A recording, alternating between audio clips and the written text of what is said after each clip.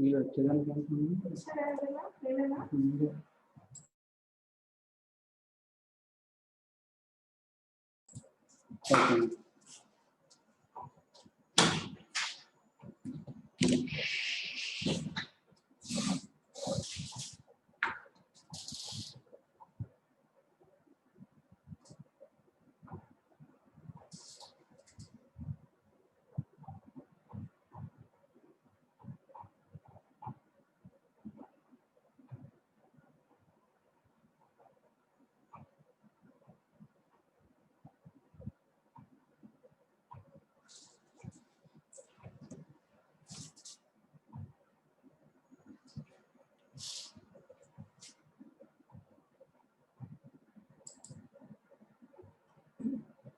So today our specimens, I'm going to discuss the practical specimens, dermoid cyst ovary and serous cystadenoma ovary.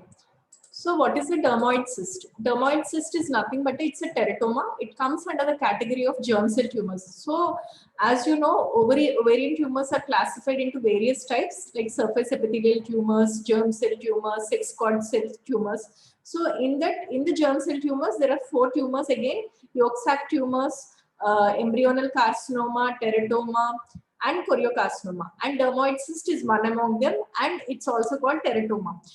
What is a teratoma? Teratoma is a tumor arising from all the 3 germ cell layers, that is the ectoderm, mesoderm, and endoderm.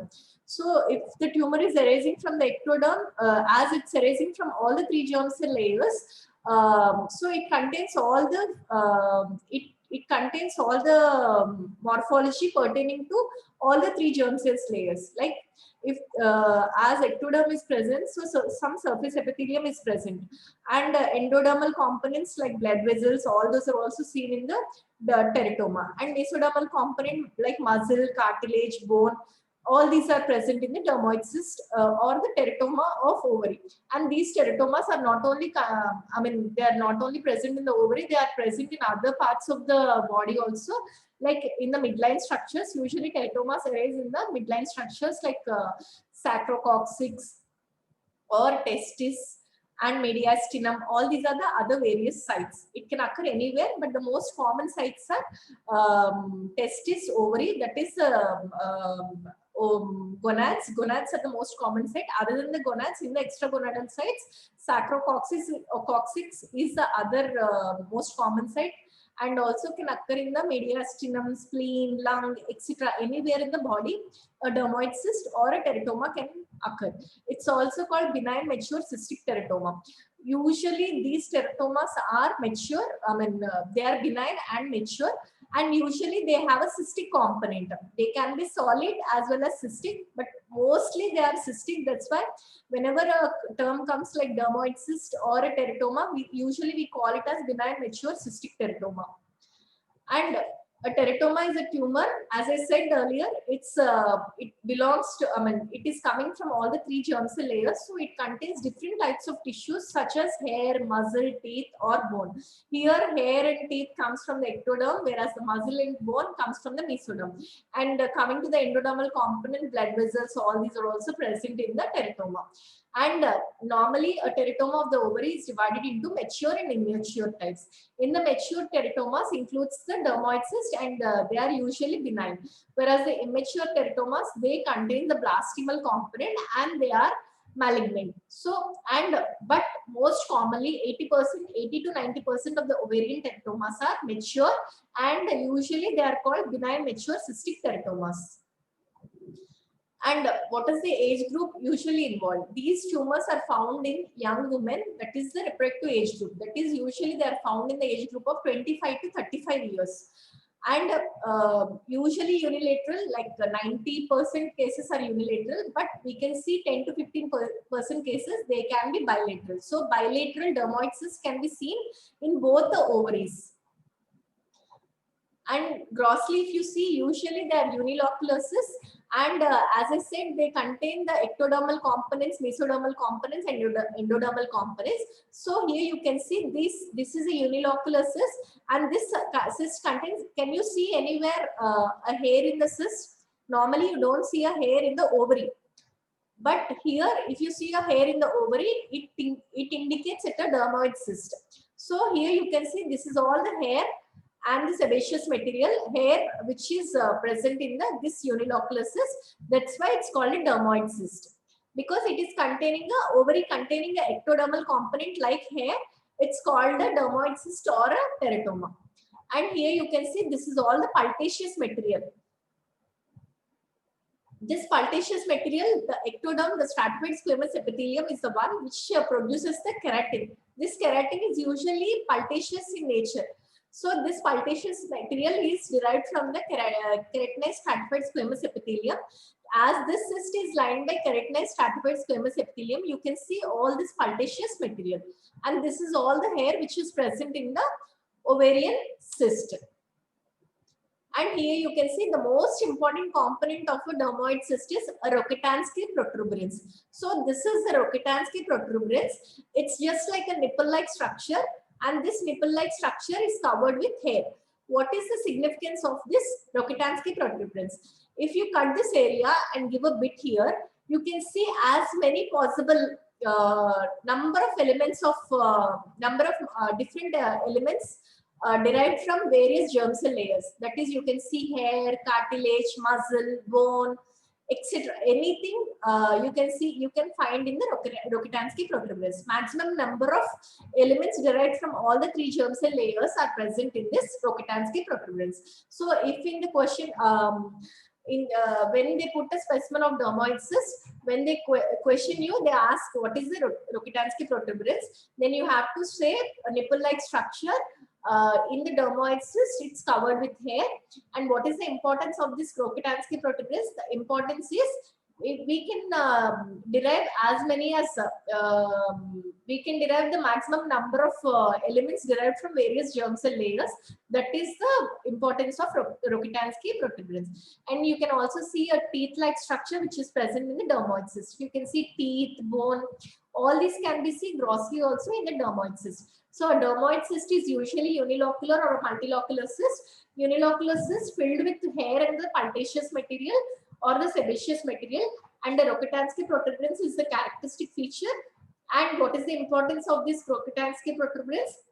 You can see maximum number of morphological elements like hair, muscle, teeth, bone, cartilage, etc. in this Rokitansky protuberance. Here you can see a teeth-like structure also present in the dermoid cyst ovary.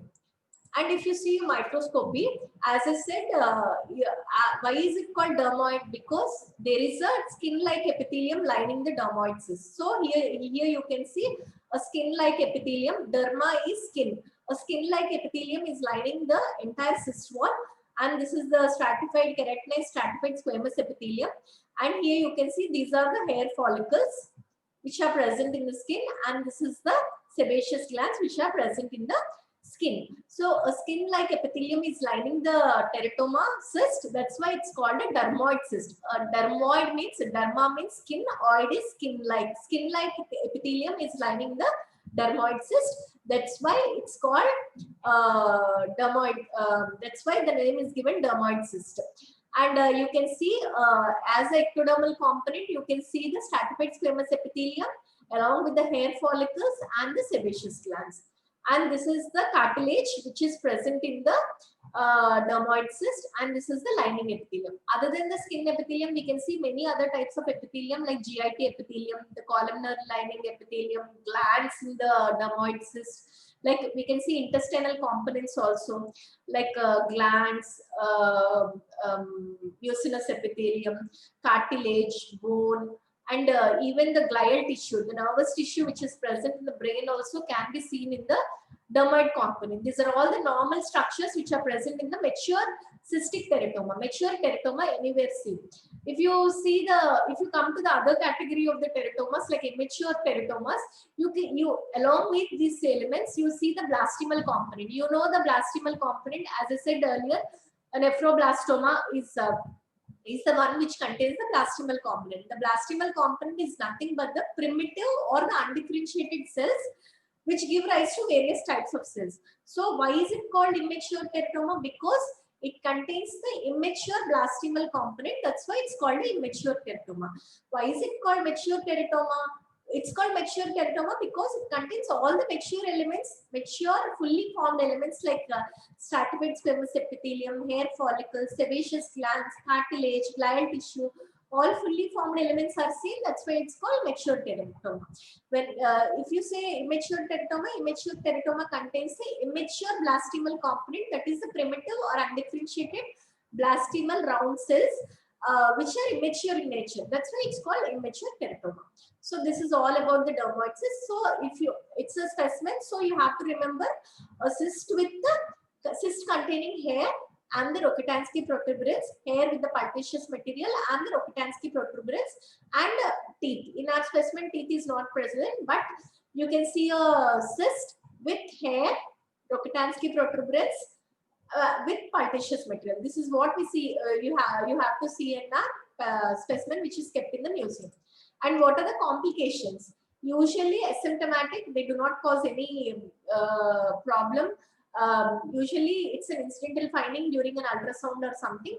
But what can be the complications is they can produce mass effects if they grow very big. They can produce pressure effects on the adjacent structures. And one more complication is there may be a chance of malignant transformation in 1% of the cases. And usually they transform into squamous cell carcinoma. As it's lined by a stratified squamous epithelium, this stratified squamous epithelium, due to the continuous irritation by the pultaceous material, it may undergo sequence of changes, it may undergo dysplastic changes and turn out into a squamous cell carcinoma. This is seen in only 1% of the cases, due to which these tumors are usually excised, because we do not want to take any risk. We do not want to carry any risk to the patient. So usually excision is done and we get the specimen as a whole. That's why we mount it and put it in the museum. So there is a chance of 1% malignant transformation, and there is this malignant transformation. Usually a squamous cell carcinoma is the one which arises from the dermoid cyst. This is all about the dermoid cyst. Next is the serous cystadenoma ovary. Serous ovarian tumors are the most common tumors, accounting for 40% of the cases. And these serous tumors, they are classified into benign, borderline, and malignant tumor. And serous cystadenoma is a benign tumor arising from the serous epithelium of the ovary. And if you see a gross picture, coming to the pathogenesis, it usually arises from the serous epithelium of the ovary. The serous epithelium of the ovary, it forms an inclusion cyst. That is, the epithelium of the ovary invaginates into the inside of the ovary and forms an inclusion cyst. This cyst gets enlarged and forms a serous cystadenoma of the ovary. And here you can see they can be as large tumors like 10 into 10 centimeters or 15 into 10 centimeters, or can be small like 5 into 5 centimeters. So here you can see, if you see the external surface, here you can see there is a tube attached here. When do you say it as ovary? Just seeing the tumor, or you can't say it as an ovary. It can arise from the peritoneum also, or the retroperitoneum also. So by seeing the ovary should be attached, by seeing the tube, ovary is very closely attached to the tube. So whenever they remove the ovarian tumor or the ovarian cyst, a tube is also accommodated into the ovarian cyst. So a tube is identified, and then you have to tell it as ovarian cyst.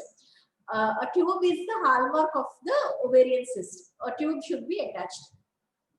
And this ovarian cyst, usually it is very large in size, 15 to 10 centimeters, or sometimes maybe larger than that. And if you see the external surface, it is somewhat bossylated or nodular and congested because of the engorgement which is present. It is congested in nature. And if you see the cut section, it can be unilocular. Unilocular is containing only one room, or it's not, there are no locules, there are no other rooms here. It's only single locule, and the wall thickness can range from 0.1 centimeter to 1 centimeter or 1.5 centimeters. Sometimes it may be thickened because of the chronic effects. And sometimes you can see the papillary structures which may be seen in the surface of the ovary. And here you can see this is the multilocular cyst. Here you can see this is the multilocular cyst. There are too many locules here, and if you see the cut section of the cyst, it's filled with serous fluid, or sometimes mucinous fluid also can be seen. Seromucinous fluid can also be seen. And if you see the microscopy, usually these cysts are lined by single layer of tall columnar ciliated cells resembling the normal tubal epithelium, or cuboidal non-ciliated epithelium resembling the ovarian surface epithelium. So this cyst can arise either from the tubal epithelium or the ovarian surface epithelium. If it's arising from the ovarian surface epithelium, the cyst is lined by cuboidal non-ciliated epithelium. If the cyst is arising from the tubal epithelium, so then it is lined by the tall columnar ciliated cells. And the stroma, underneath the epithelium there is stroma, and this stroma contains the spindle fibroblasts.